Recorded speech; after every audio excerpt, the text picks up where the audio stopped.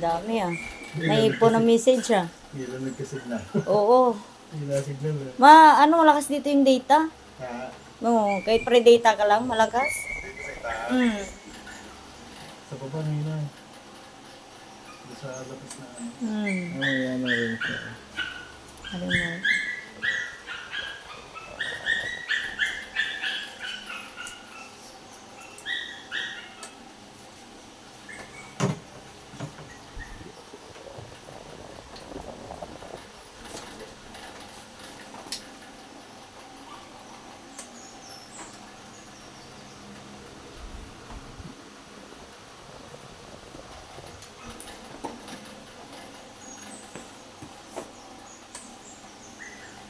May sarili din pala siya.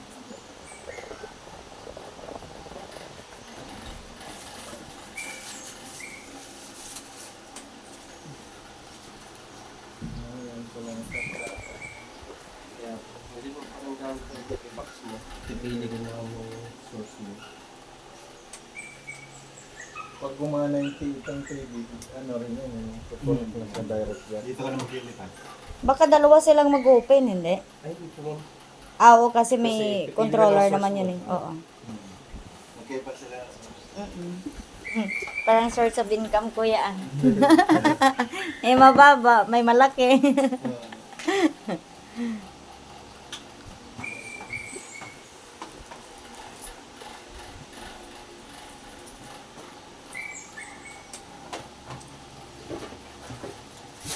Pwede nang tanggalin na yung isa eh.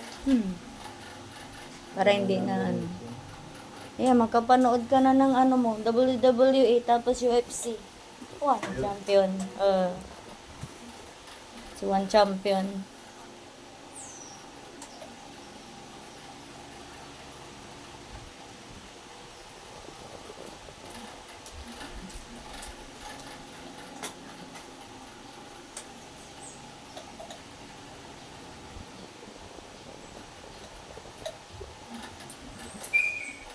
Fourth one. Akit ulit. Bakit? Malakas. Mataas? Hindi kahit. Mm.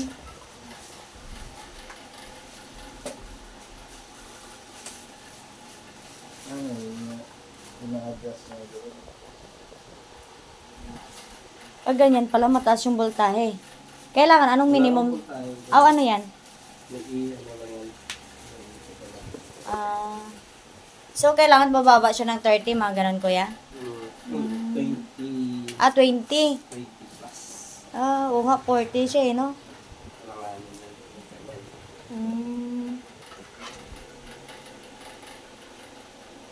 Speaking kay landline, kuya, ano yan? Dadaan pa kay operator bago yan gagana? Hindi na po. Okay na yan? So, So, pagkaalam ko nito ma'am, may 5 libre ka matatawagan dito. 5 smart number oo. na ipaparegister mo.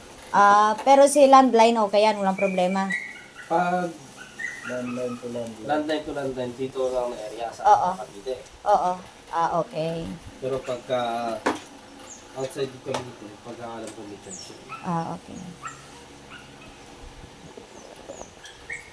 Boss ko lang naman yung may landline eh.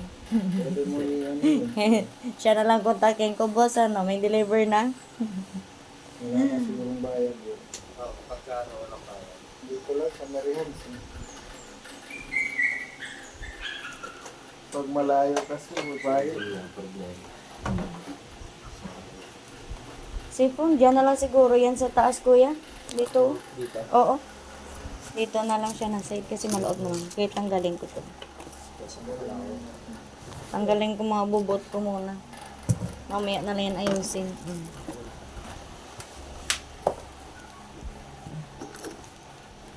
Doon nga yan.